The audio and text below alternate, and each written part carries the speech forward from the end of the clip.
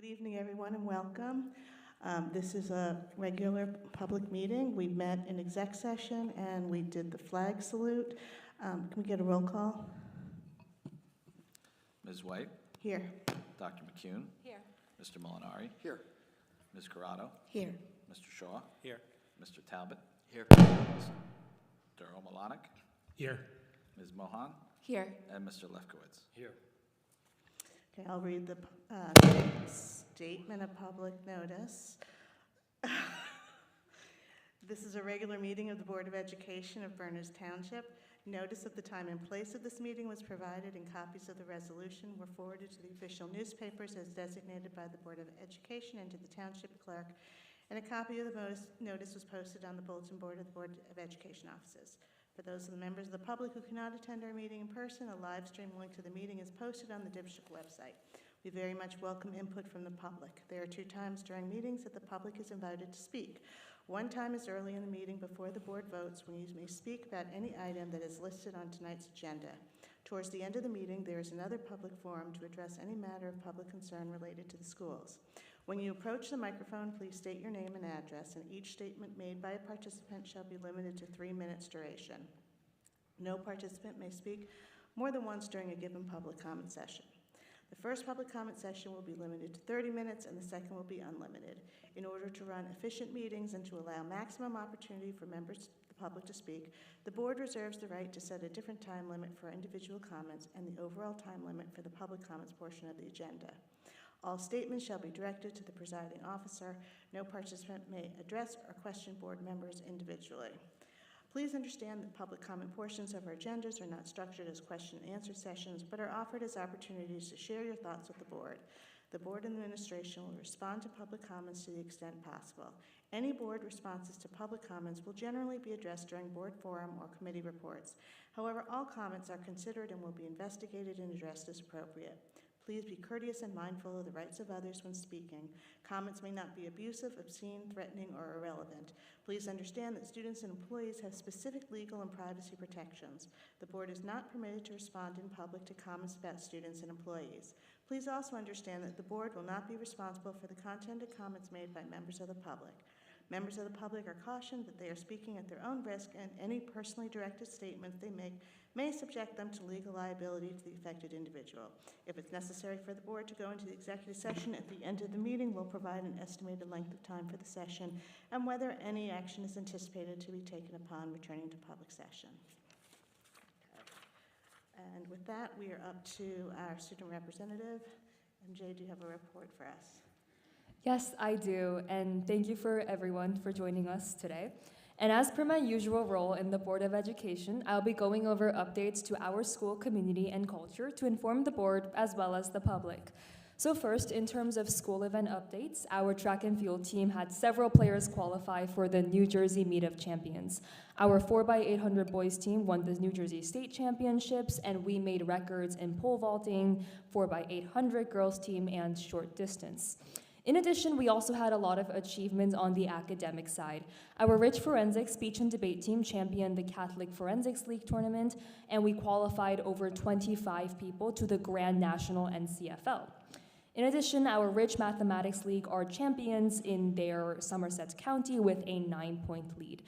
And of course, a special shout out to a weekend of flying fun and magic, as you can see on the empty stage right here. Our Ridge Drama Club hosted their spring play, Mary Poppins, over Thursday, Friday, and Saturday, featuring levitating actresses and actors on stage. Our theater club has previously won Montclair State University's Theater Award in addition to several state honors. So we are excited to see what Mary Poppins will accomplish. Now, in terms of the administrative side of things, we had a lot happening in terms of school culture, food services, and wellness. Firstly, in terms of school culture, there were 2 things.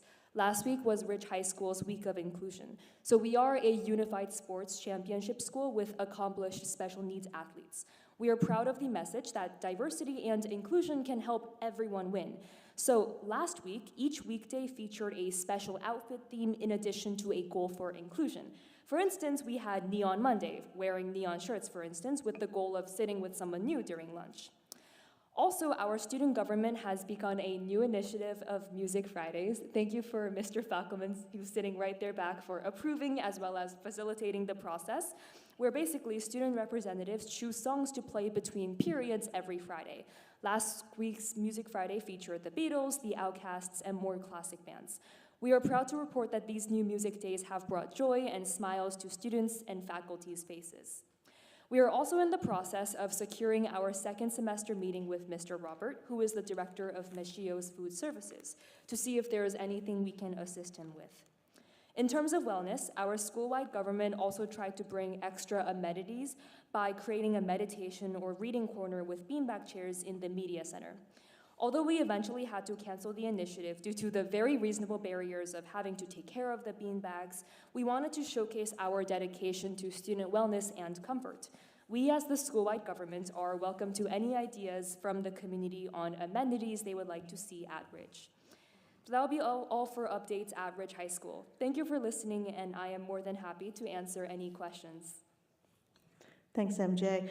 I was here earlier in the week to see Mary Poppins, and I'm always amazed when we come to the meeting right after how fast they're able to completely get the stage back, because the sets were absolutely extraordinary that they had on here.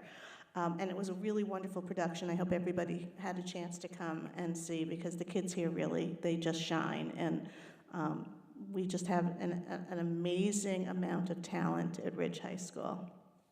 Does anybody have any questions for MJ? Okay.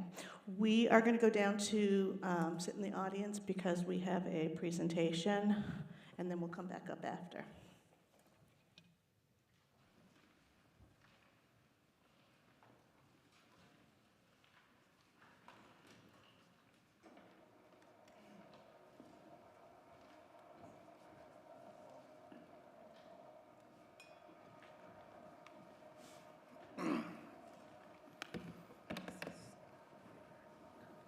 Sure.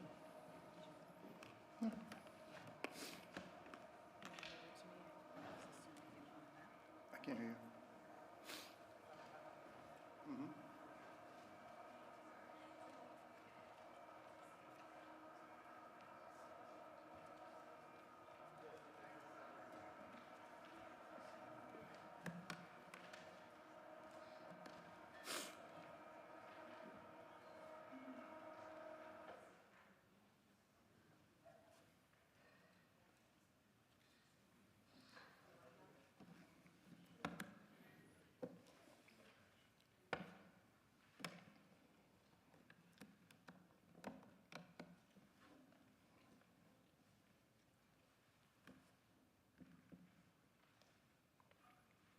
No? Nope. Can I connect to you? Great.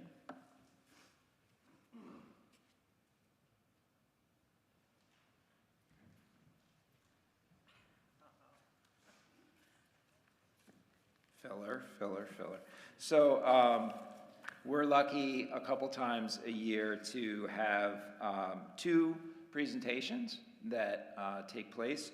One is for our secondary programs. We ask Karen and Russ, Dr. Lazovic and Ms. Hudak. They usually come together to do a little showcase of something going on at the 6-12 level, and then later in the school year, we get a presentation from our elementary school team. So tonight, Dr. Lazovic, Ms. Howard, and Ms. Hudak are here tonight to talk to us about bridging the school communities together through connections. So guys, thank you. Thanks, Mr. Markarian, for vamping. Good evening, everybody. How are you? I'm Dr. Lazovic, incredibly proud to be the principal at Ridge High School. Here on behalf, you'll be hearing this evening from Ms. Hudak, Ms. Howard, Mr. Flynn, and a very special guest that's with Mr. Flynn. As Mr. Markarian said, thank you so much for letting us showcase. I know the other buildings get a chance to as well. Ms. Hudak and I, when I came here, it was COVID, the beginning of COVID. And we, right out of the gate, started partnering, and we haven't stopped since. So I greatly appreciate her partnering. Having been here, she understands the building, and she's just a wonderful person for us to partner with from here at Ridge. So we're going to showcase a couple of programs that show how more than just being a district of schools, we are actually a school district where the schools work together and bring that power of connection, to benefit the students and the larger community. And last year, with the leadership of Mr. Markarian, Ms. Fox, the Board of Education, we engaged in a Restoring Focus initiative that kind of helped us refocus our priorities on how we best help the students. And what you're going to see tonight is not just a series of programs that happen at WIMS and at Ridge, but you're going to see a connected series of programs that create a cycle so that we're benefiting and our students are benefited by us working with each other. Can you click for me, Mr. Barry, please? Yep, thank you. Restoring Focus really took on a life of its own, much more than just cell phones or technology, with this idea of how we help kids center themselves, be focused, and more importantly, be happy and confident. Moving forward, what we try to do is identify things in which we can grow and be more successful as we support the students academically, athletically, club-wise, extracurricularly. You'll find, we are a wonderful place to send your children to schools, but more importantly, how in the classroom can we find new ways to help the students based on what they're facing now? And so what you're going to see, as I mentioned, is something that we collectively feel is an important issue, but we've found different ways to approach the students at their developmentally appropriate ages and connect the middle school to the high school. And so without further ado, Ms. Hudak.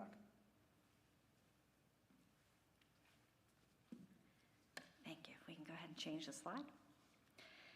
Thank you, Dr. Lazovic. As we have talked about, there are many opportunities within our buildings to really open up a partnership. And Dr. Lazovic and I did start a lot of things from the beginning when he arrived here to Bernards Township. We have progressively added things year by year, and we hope to continue to add things as we move forward. One of the things that we always are speaking about is how do we make our students not only better academically, athletically, but also better individuals. And so that takes a concerted effort. At the middle school, we have been working with the power of community circles. This is our work with Greg Lucas, who we had here a couple of years ago, who is now, he's moved on, and we are continuing our path with the community circles. And the power of those community circles really focuses in on a lot of the skills that you're gonna hear that the high school is also fostering within their new initiative. Our goal here is to go beyond the traditional classroom with our students and to work in spaces that foster a voice for everyone. This means every student is on an equal playing ground, and community circles allows that to occur, and I'm gonna give you an example of what some of those community circles look like in just a few minutes, and also what the makeup is and how that is different than a traditional classroom. Building trust is really important with students, no matter what level that they are at, elementary, middle, or high school, and if you don't have their trust, that is going to be hard to get them to show empathy, to show trust in what they're going to say, to speak, and to really feel like they have a common voice.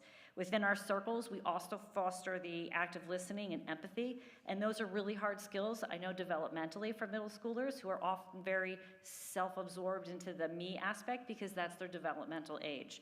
And so part of this process is bringing everybody to the table with an empathetic voice and really being an active listener. And of course, our teachers and students, while they bond all the time in the academic classroom through their core and their content areas and their after-school activities, we're really looking for ways that they can authentically connect with one another. And you'll see as I describe what a circle is, this is just another method for the teachers to connect on a different level with our students. You could change the slide, please. So some of the skills that are fostered and practiced within those circles: respect, equity, empathy, emotional literacy, problem solving, responsibility, self-regulation and awareness, and shared leadership. And so as I explain to you what a circle looks like within a classroom, you will see that there are specific things that really even the playing field for all of the individuals.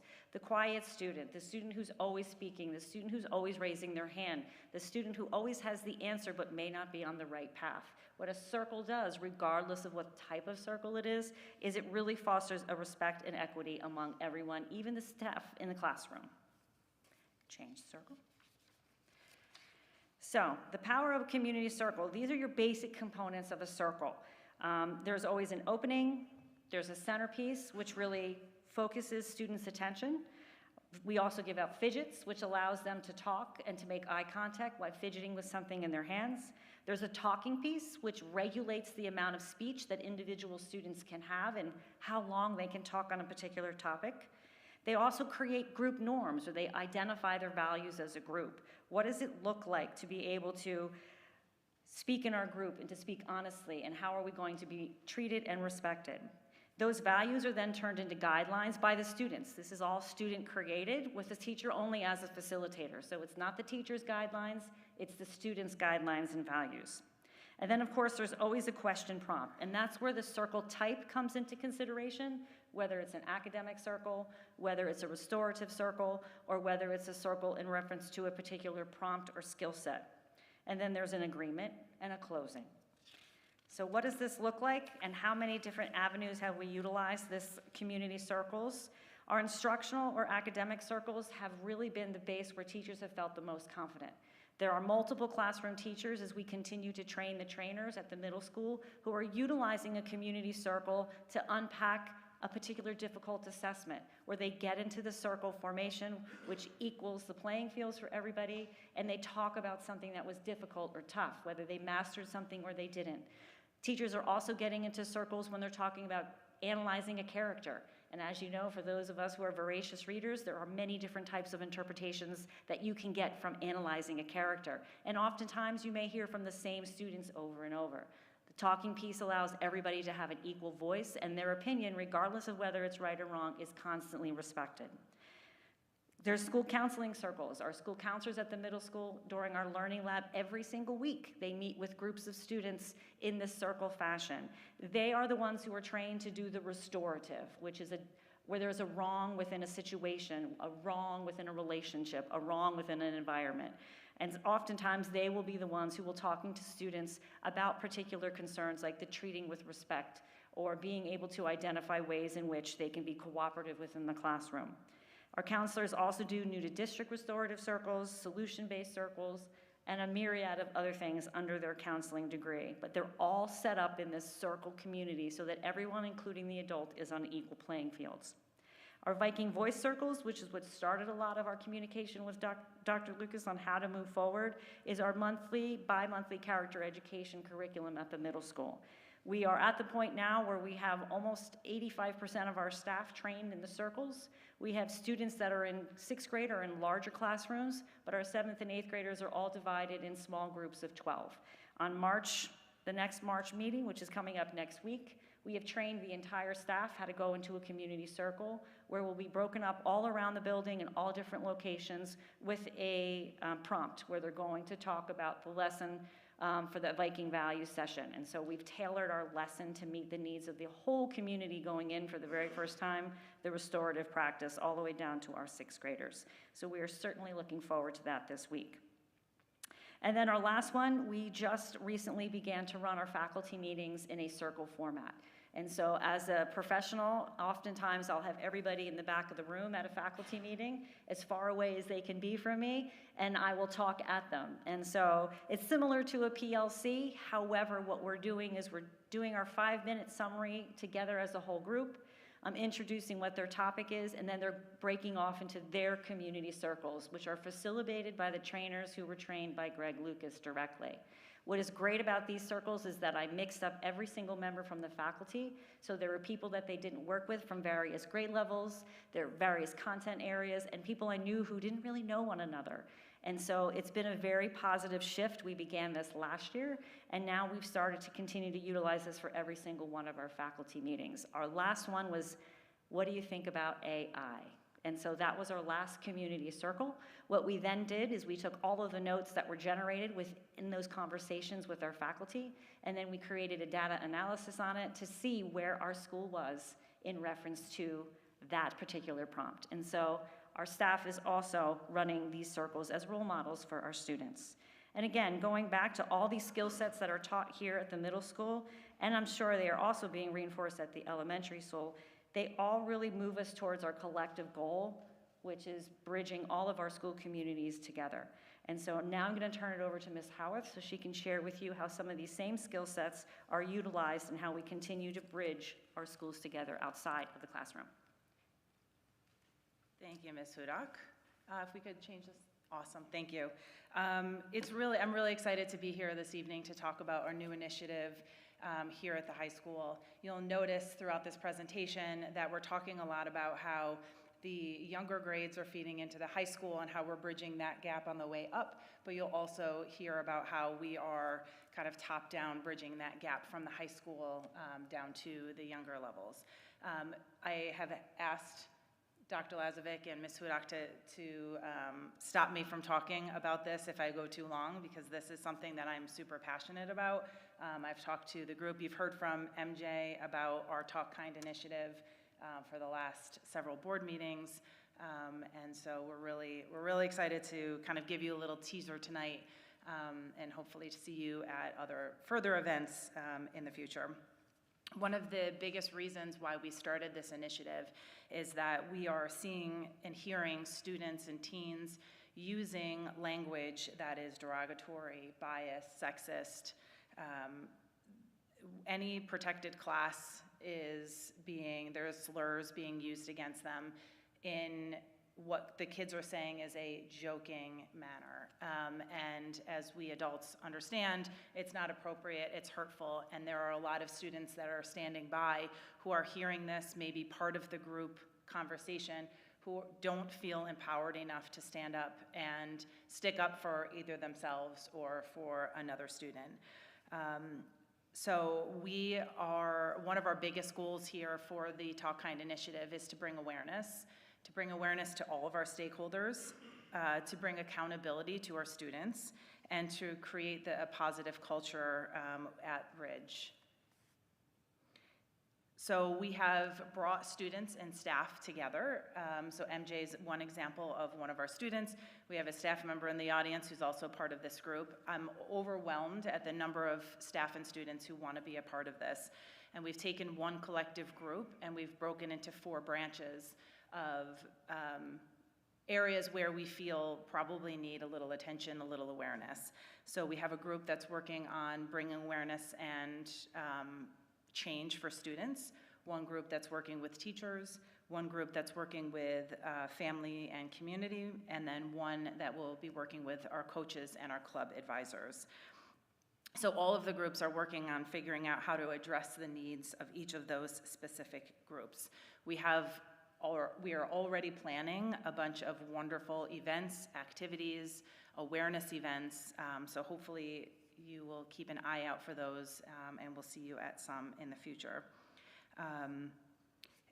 Next slide, Colin. Thank you. Awesome. So one of our biggest kind of mottos is really making Talk Kind or talking kind more of a norm here at the high school, as opposed to just an initiative. We want this to be really a change in our culture. And through this initiative, we are all committing to speaking with respect, listening with empathy, supporting one another, and creating more of a community where everyone feels involved. And that goes right along to what MJ was talking about with our Unified, just having this really valuing inclusivity and making sure that we are being kind here and now. So without further ado, sorry, that's right, I'm handing it off to you. Just kidding, you're gonna have to wait for our special guest to speak. I am gonna turn it back over to Dr. Lazovic to talk about a few more ways that we are bridging that gap. Thanks, Ms. Howarth. And Ms. Hudak again was just saying, I hope you're seeing a commonality with the words and the ideas that are going through.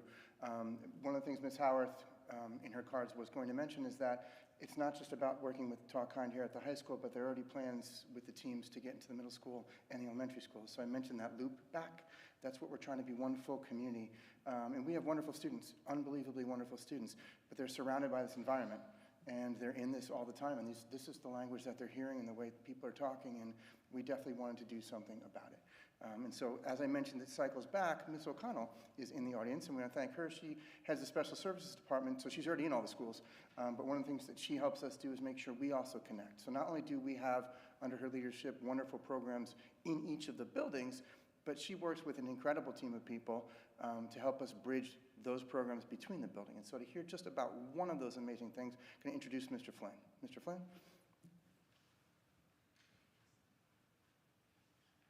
You can flip the slide, Colin.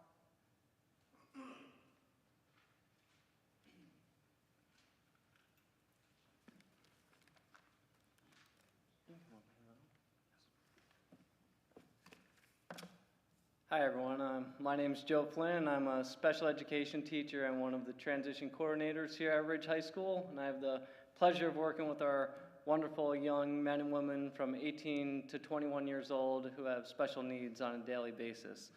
Our students participate in a variety of experiences, mostly based in the community through a work-based learning program, and luckily it doesn't just stay in the community, it also extends beyond beyond high school and into the other schools throughout the district. The goal of these experiences that our students go to is help them strengthen their communication skills, learn to collaborate effectively, and just become overall more independent. The whole goal and mission of the program is to help them develop the skills that will help them make the greatest quality of life for themselves in the future. So we're super fortunate to be in a district where the district schools are so embracing to having us come and participate in different initiatives.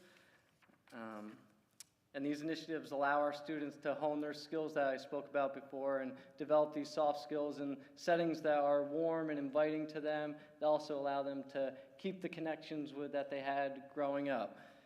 And it also additionally helps when our students are in these other district schools, it helps them serve as role models for the other students in the schools to see, what our young people can develop into, and promising young men and women like Roman right here, who you'll hear from in a minute.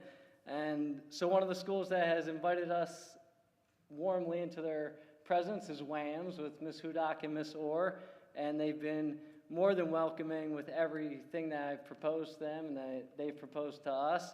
So one of the initiatives that we have is our Happy Day Cafe, which we run here at Ridge High School every morning.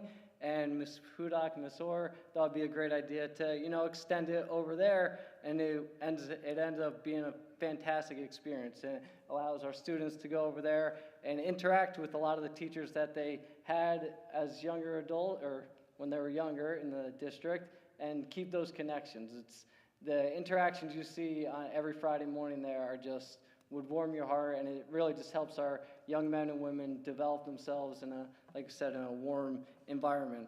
Another initiative we have between the two schools is our food drive, which we've been running here for a couple years. We work with the food pantry down in Bound Brook, and we've been doing a food drive, and this year WAMS is going to be doing it with us, so we're excited to get that initiative going between the two schools and have really the students kind of interact with each other and help run those programs for a fantastic cause that we all know is great. So thank you to all the staff at WAMS and the staff at schools throughout the district, and thank you to all the board members who are here for always supporting our initiatives.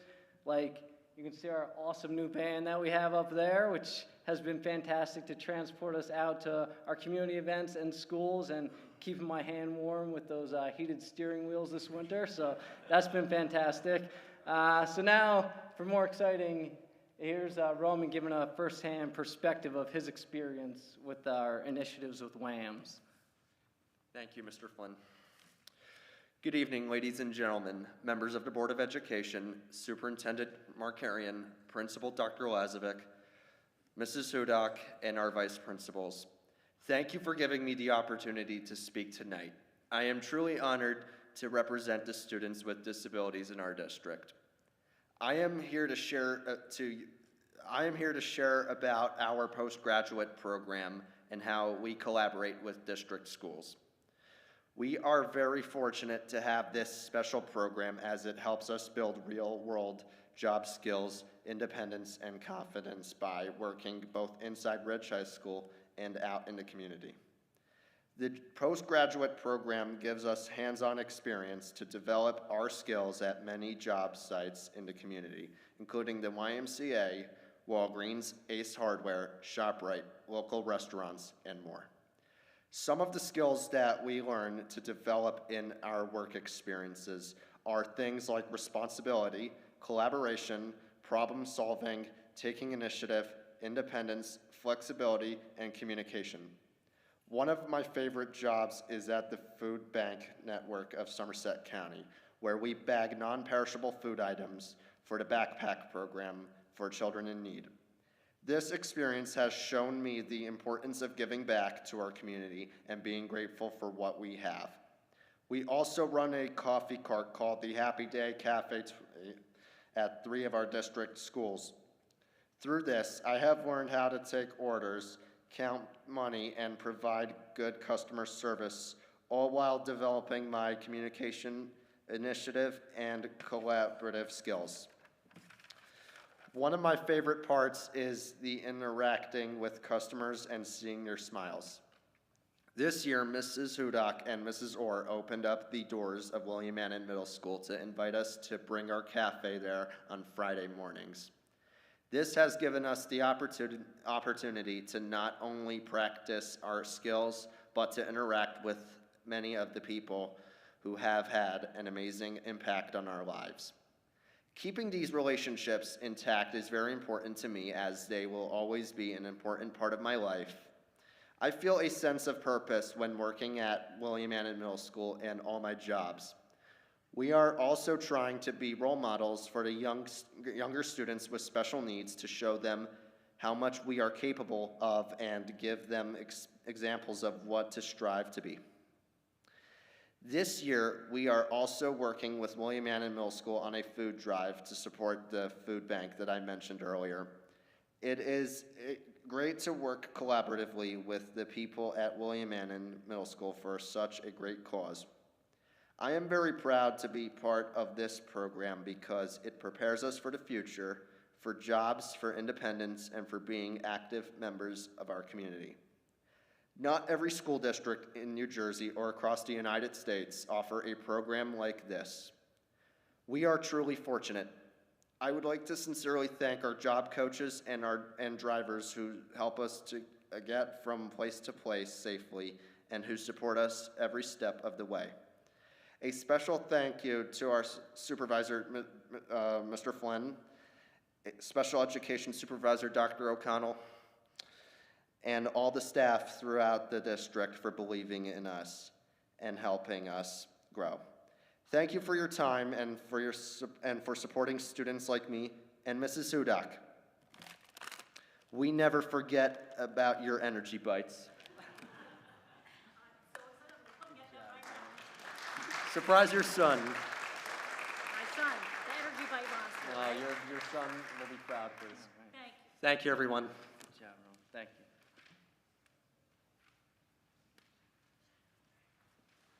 We wanted you to see that. I mean, that's the show. Roman, you mentioned that you want to be a role model for the students in special needs and the other programs, and I just wanted to point out that you're a role model for everybody. Roman really embodies, just in general, what we hope for every student. If you know him, and if you're around the community, you can't not know him, because he is so gregarious and wonderful. But in all seriousness, Roman, if everyone gave half as much energy to being positive the way you do, the whole world would be a much better place. And so thank you for today. Thank you for the program. Thank you, Mr. Flynn. Dr. O'Connell, I apologize. I said Mrs. B.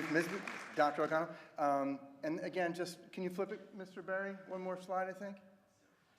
We definitely see this as a school district where the schools are connected. Hopefully you can see not just how we're building up, but how we turn back around and send those students back in.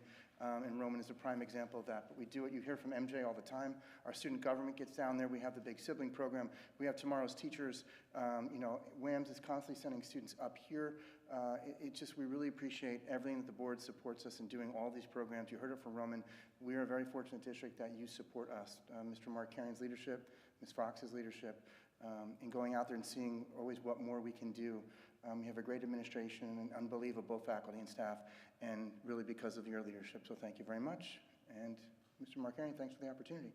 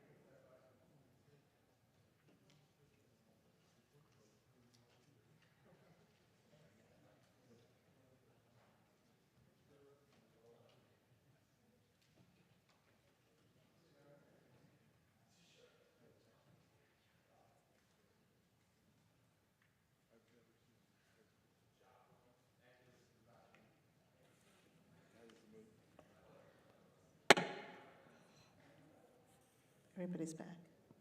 Okay. That was a really great presentation.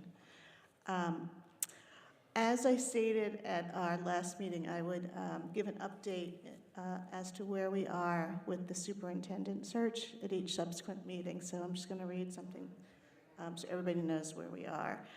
The board received 32 applications by the deadline, and selected candidates will be interviewed by the Personnel Committee of the board this month with the intent of bringing those most qualified forward for a second interview with the full Board of Education. The board's goal is to have a candidate selected, approved, and under contract so that the individual may be able to start in September. And so at our next meeting, March 23rd, we'll give you an update as to where we are at that time. Okay. We are up to superintendent's report, and there are 2 items. May I have a motion? Mike and Dave. And is there anything you want to say? The roll call. Okay. Can I get a roll call? Ms. White? Yes. Dr. McCune? Yes. Mr. Molinari? Yes. Ms. Corrado? Yes. Mr. Shaw? Yes. Mr. Talbot? Yes. Mr. O'Malonic? Yes. Ms. Mohan? Yes. And Mr. Lefkowitz? Yes.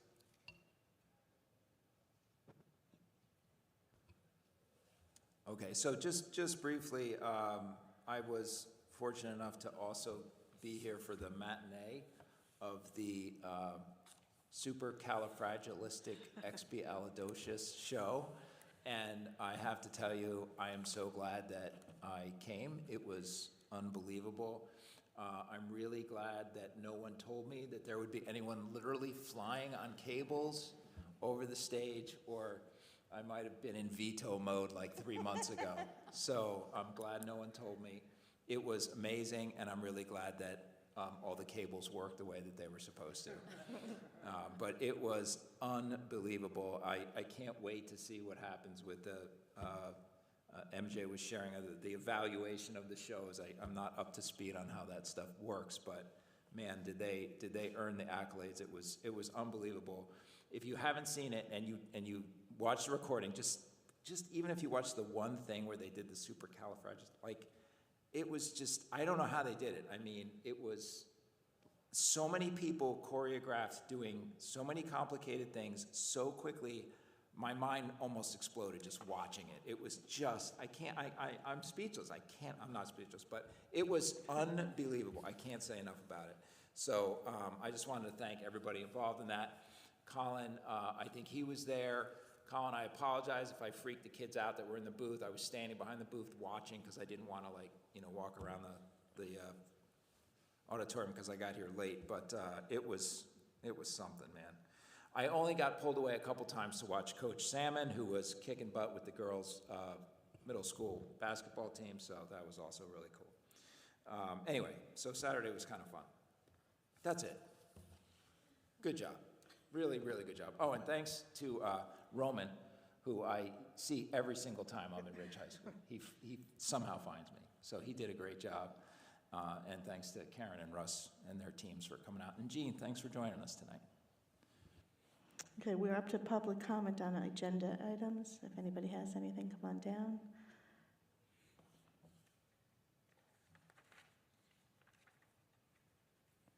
Okay, I don't see anyone, so I will close public comment. We're up to approval of minutes. May I have a motion?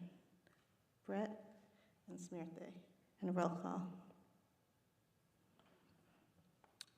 Ms. White? Yes. Dr. McCune? Yes. Mr. Molinari? Yes. Ms. Corrado? Yes. Mr. Shaw? Yes. Mr. Talbot? Yes. Mr. O'Malonic? Yes. Ms. Mohan? Yes. And Mr. Lefkowitz? Yes. Okay, we're up to finance. There are 4 items, and there is also a report. Do you want to do the report first, Dave? Sure. As far as items, there's pretty quick today, so nothing special. For the report, so the first item we actually voted on last week, so it's for the Berners Township Law Enforcement Fund. They gave us, they donated lockers valued at approximately $10,000, so just want to thank them again. That's a great thing for our schools. The The second item actually has changed slightly, so maybe Jim can help me with the timing of this, but we were informed that the New Jersey state aid figures, which are required to be finalized for the budget, aren't available. They're delayed slightly, so we're getting them shortly. We were supposed to vote on the initial budget today, but it'll be moved to the next meeting now, correct? Yes, they'll be moved to the next meeting because the state adjusted their budget submission timeline as well. So the next items I'm going to talk about all combined, but it's really related to the budget. So I'm going to not give full numbers because we report that out next time, but just give you a quick background. So the committee reviewed district-specific financial pressures alongside trends observed across New Jersey and Somerset County. The committee discussed challenges that the Berners Township shared with many other New Jersey school districts. Key pressures include health benefit costs are rising significantly across the state, with most districts projecting increases of approximately 25% for the coming year. 25%, it's crazy. Somerset County districts are generally anticipated levy increases in the range of approximately 6%, reflecting broad cost pressures across the region.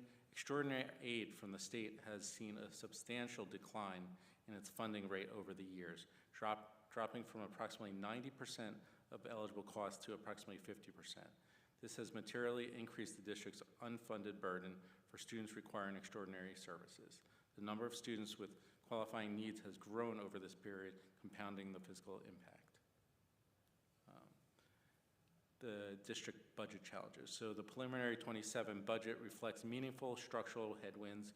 Revenue is projected to decrease and expenses to increase, resulting in a significant gap that the district will need to address before budget adoption.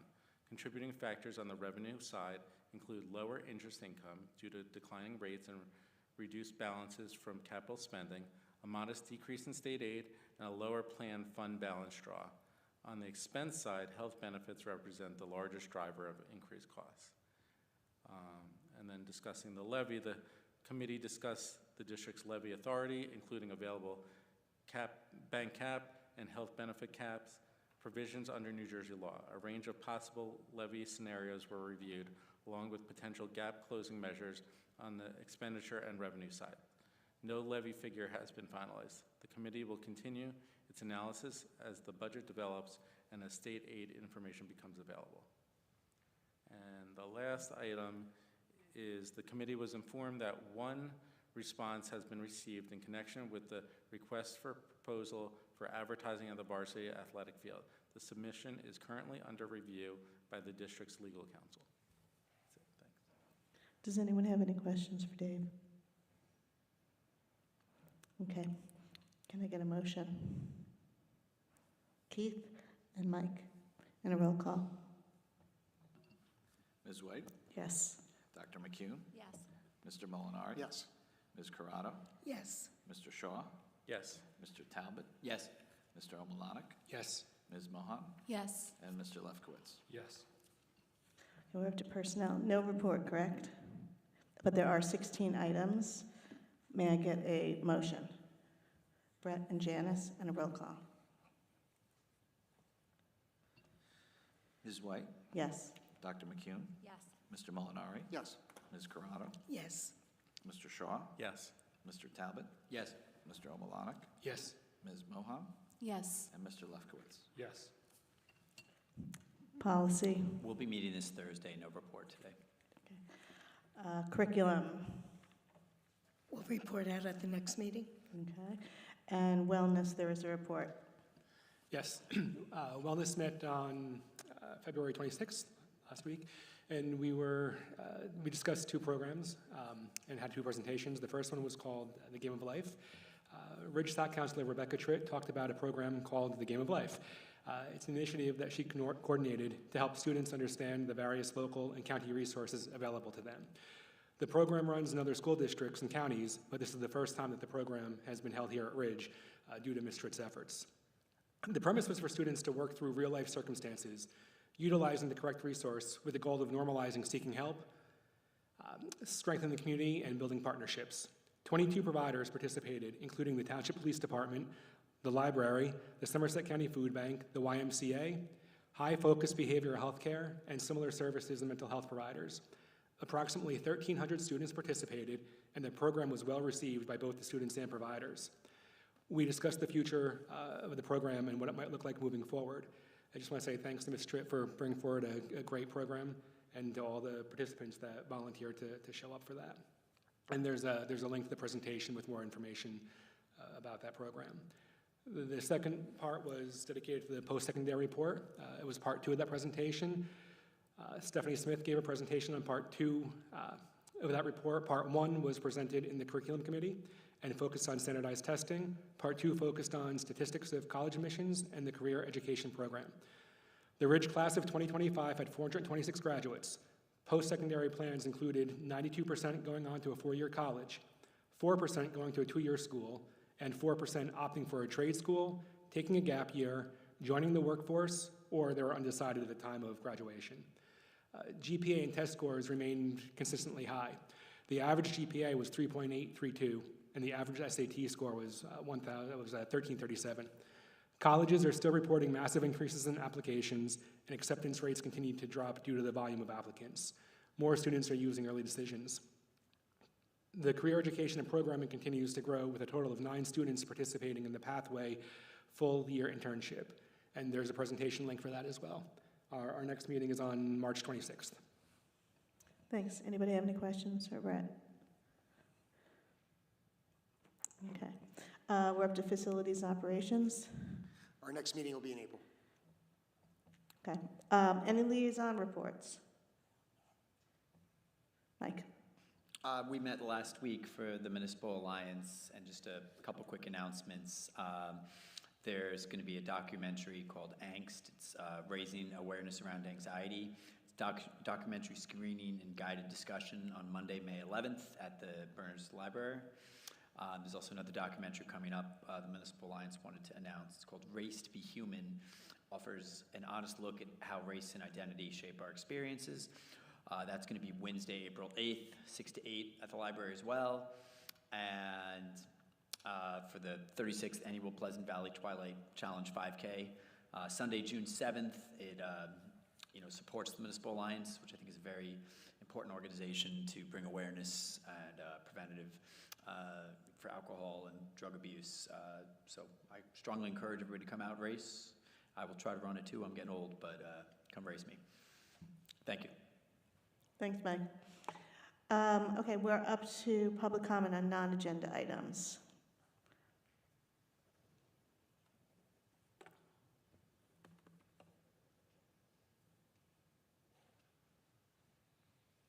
Hi, Faisal Chaudhary, 95 Woods End Drive.